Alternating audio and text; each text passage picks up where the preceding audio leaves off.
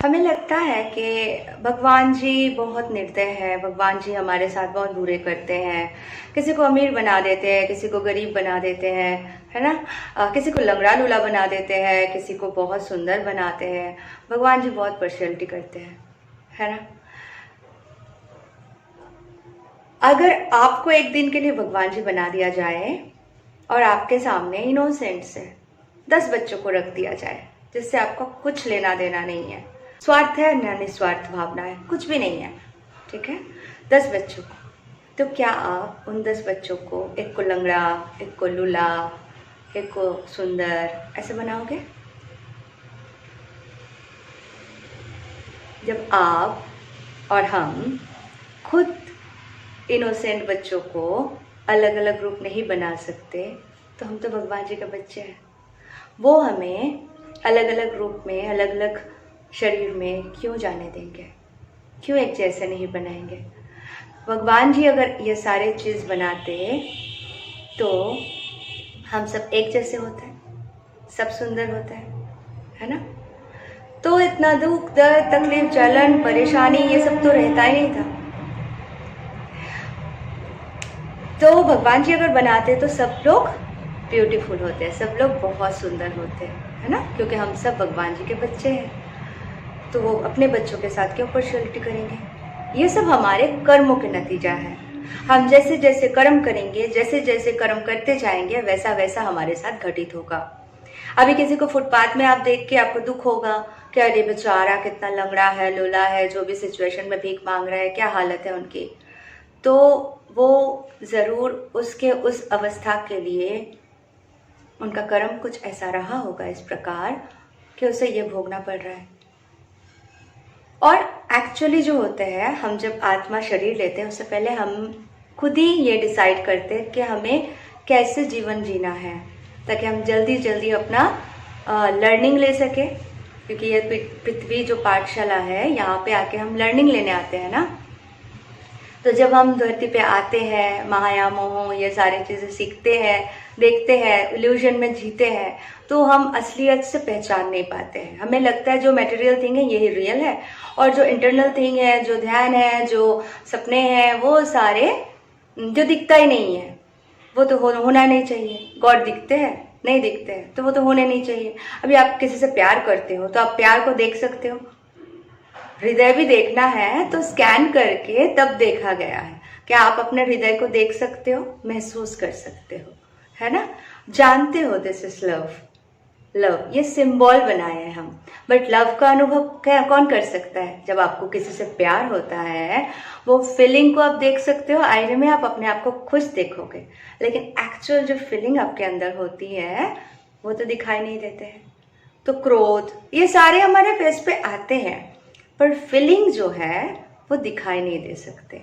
वैसे ही जो नहीं दिखाई देते वही सबसे ताकतवर और सत्य होते हैं, एटर्नल होते हैं। उसमें से सबसे बड़ा इम्पॉर्टेंट है अनकंडीशनल लव।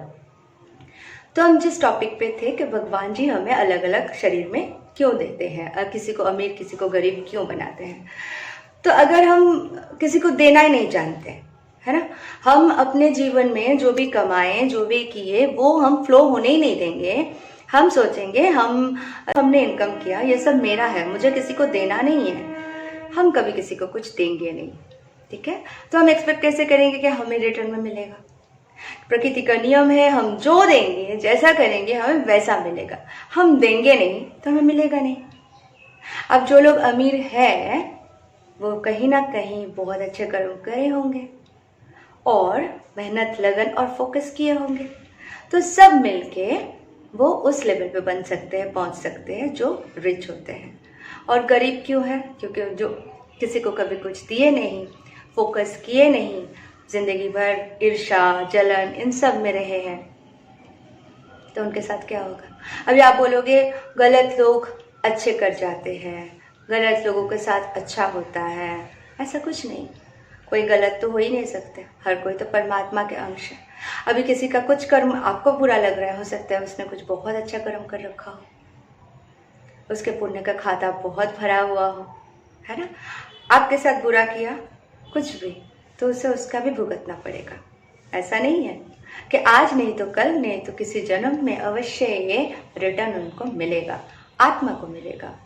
इस प्रकृति से किसी का कोई भी मुक्ति नहीं है।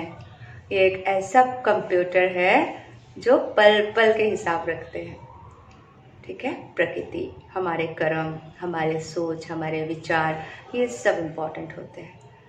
तो भगवान जी अगर बनाते तो सब कुछ ब्यूटीफुल होता, और हम अपने कर्म अनुसार जब करते हैं तो अलग अलग रिजल्ट अलग अलग लोगों को मिलता है। उद्देश्य एक ही है, परमात्मा पे विलीन होना। तो बस अपने लिए आप कैसा जीवन चुने हो, चुनौती भरा जीवन हो सकता है, खुशियों भरा जीवन हो सकता है, कम लेसन वाला जीवन हो सकता है, बहुत पैथेटिक जीवन हो सकता है। लेकिन जितना टफ जीवन होता है उतना जल्दी क्या होता है, वो सीख के हायर रेलम में पहुंच जाते हैं, उच्च आयाम में पहुंच जाते हैं। यहाँ पे हमें कितने साल रहना है? 70 साल, 80 साल, तो 40 साल, 45 साल, 50 साल, कम दिनों में जाना हुआ तो। लेकिन वहाँ जाने के बाद आत्मा को अनंत समय तक रहना होता है। तो उस अनंत समय के तक रहने के लिए एक रिहर्सल समझिए, सीखना और रिहर्सल। पिक्चर अभी बाकी है, तो पिक्चर जब बाकी है तो तैयारी स्ट्रांग होनी चाहिए, अच्छी होनी चाहिए, वरना क्या होगा, इल्यूशन में फंस के रह जाएंगे, जाते वक्त कुछ नहीं समझ पाएंगे, लोअर रेलम में चले जाएंगे और अपने जीवन को दुख में, तकलीफ में, जैसे बोलते हैं ना, नरक यंत्रणा में डाल के रख देंगे। तो सीखिए, आसपास के सबको सिखाइए, बच्चों को अच्छे परवरिश दें, पढ़ाई के साथ साथ स्पिरिचुअल नॉलेज, ये सारे ज्ञान आवश्यक हैं। जब हम खुद नहीं जानेंगे हमारे बच्चों को कैसे समझाएंगे, है ना। तो बहुत ज़रूरी है। और लॉजिकली, हमारे माइंड बहुत लॉजिकल होते हैं, तो लॉजिकली समझाना ज़रूरी है।